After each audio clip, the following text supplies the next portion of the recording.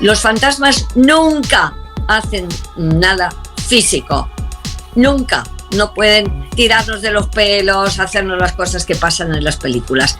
No, porque ellos ya no tienen un cuerpo físico y no pueden actuar en nuestro nivel físico en el que nos movemos nosotros. Lo que sí pueden es que tú puedes notar su presencia, porque aunque ellos tengan una composición energética diferente, precisamente por esa diferenciación, a veces nosotros podemos notarles. Pero nunca miedo, por favor, nunca miedo. Porque incluso si es un fantasma que cree que todavía sigue siendo su casa, pues también hablarle y decirle, mira, oye, primero, no nos asustes, que nosotros no te queremos mucho y no nos importa nada que estés aquí en casa, pero no nos déjanos dormir, si haces algún ruido no nos lo hagas, porque nosotros tenemos que seguir viviendo en esta casa. Los fantasmas no se quedan entre nosotros, sino que en vez de pasar directamente al más allá, se quedan en una zona intermedia entre nuestra realidad y el más allá, que nosotros llamamos interfase. En esa interfase hay algunas personas ya fallecidas que se quedan en ella, pero voluntariamente.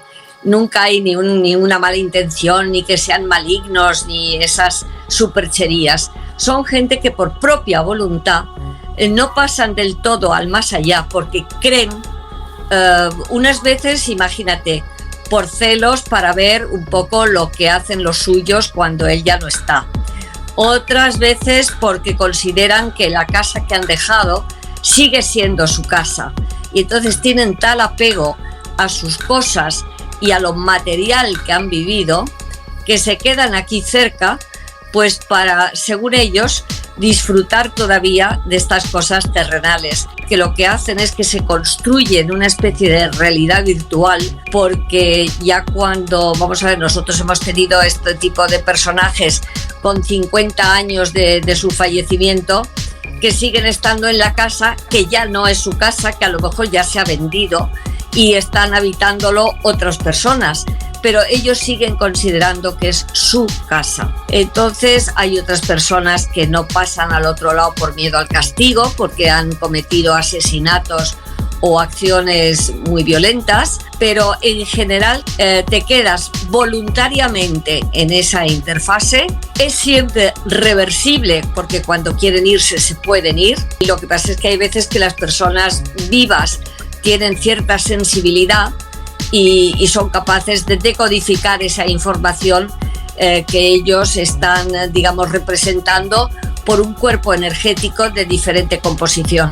Expediente 360. El mundo en el que se rodean muchas veces es como una recreación virtual. Nosotros hemos tenido personajes que dicen que estaban en su mismo despacho trabajando porque tenían mucho que hacer, o una médico que seguía asistiendo al centro de salud porque había muerto de un accidente y que con 40 años ella tenía todavía mucho que hacer y mucho que ayudar. Son gente que la vida pasa, que han pasado años, que muchas veces la decoración de ese escenario en que han vivido ha cambiado, pero sin embargo ellos siguen recreando esa realidad que ellos tienen. Es como una creación virtual, porque ellos te hablan de ciertas cosas que ya no existen, que han existido cuando ellos vivían, pero que ya no existen. Por lo tanto, yo creo que tienen siempre se ha dicho que cuando llegamos al más allá tenemos una capacidad de creación con la mente, por lo tanto no es de extrañar tanto. Naturalmente, es que el espacio-tiempo, las reglas del espacio-tiempo no son las mismas cuando ya te mueres y vas a otra dimensión. Piensa que las leyes físicas cambian y entonces para ellos el tiempo, la medida del tiempo que nosotros tenemos, a lo mejor, como te digo, han pasado 40 años y para ellos ha pasado un soplo, pero eso está perfectamente comprobado por las conversaciones que a veces tenemos nosotros con ellos, que el espacio y el tiempo no siguen las mismas reglas que nuestra dimensión. El fantasma es una entidad que es capaz de bajar su vibración para entrar dentro de nuestro campo visual.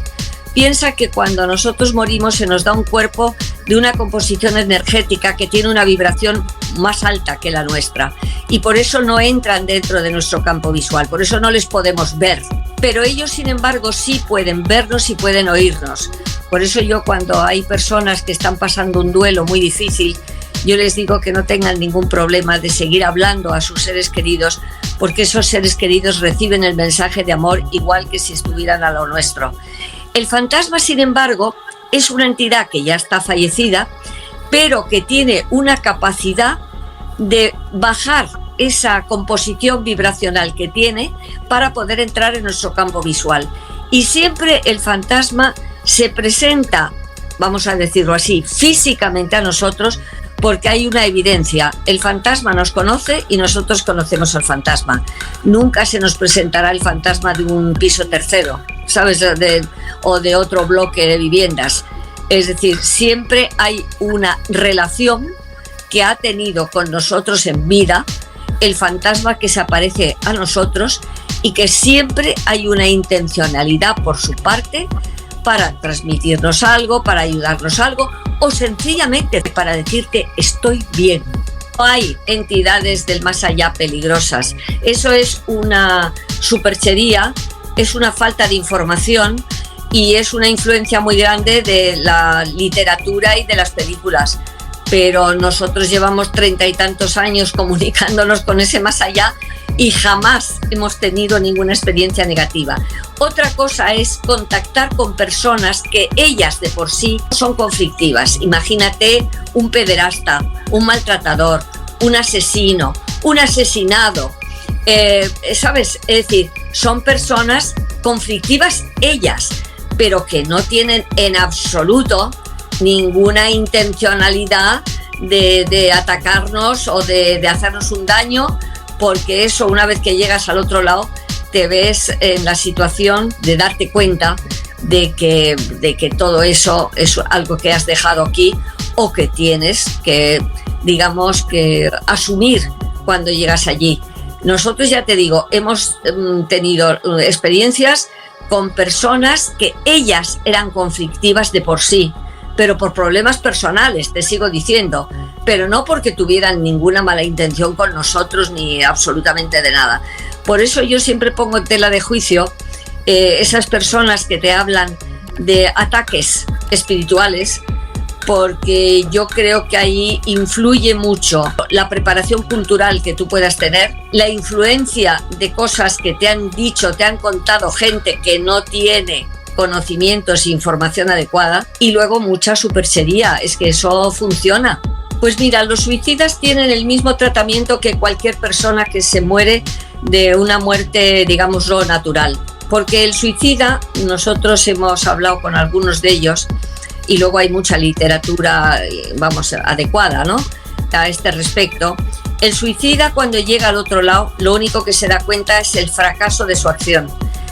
No olvides que una persona que se suicida lo hace en una situación límite, en el que no ve salida nada más que el suicidio, pero cuando llega al otro lado se da cuenta de que lo que ha hecho es tirar la toalla en el fondo. Es decir, no te hablo de cobardía, pero sí de falta de valor para enfrentarse con los problemas que la vida tiene, pero que siempre tienen una mayor o menor solución. Pongo el ejemplo de que hemos tenido gente que se ha suicidado por problemas económicos, por ejemplo, porque no veían salida, pero es que lo que no se dan cuenta es que todas las deudas que ellos tenían al suicidarse han pasado a sus descendientes.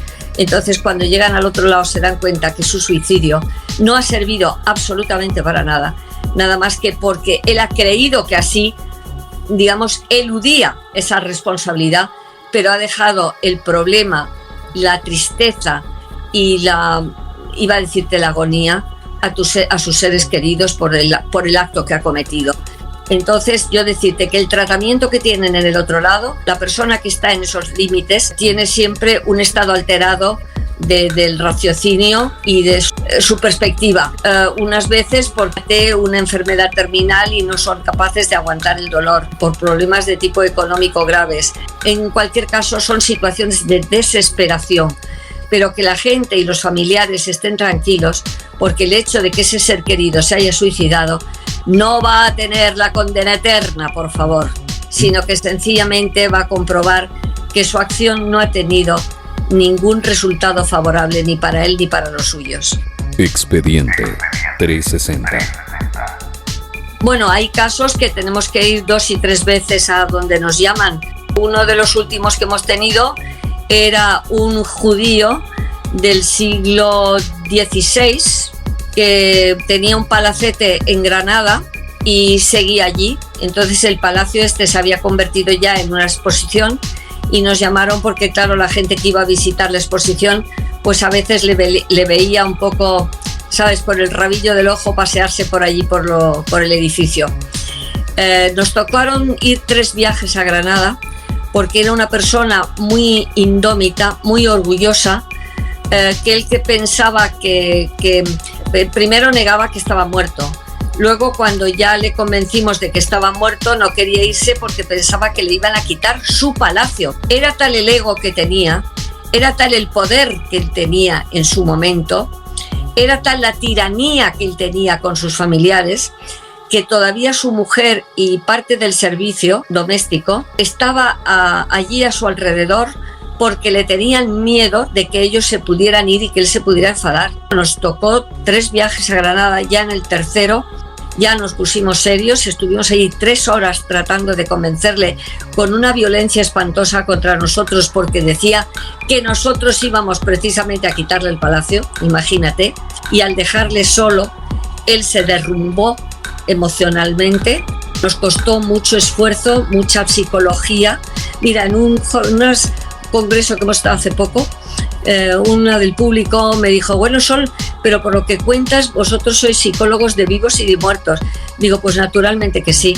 Unas veces, pues la gente que nos llama tiene problemas emocionales grandes y tienes que ayudarles psicológicamente, y otras veces son los fallecidos con los que contactamos, que también tenemos que llevar un camino de psicología, de cariño y de tratar de comprender su situación para poderles ayudar. Hay mucha casuística recogida a este respecto de si ellos pueden a través del sueño.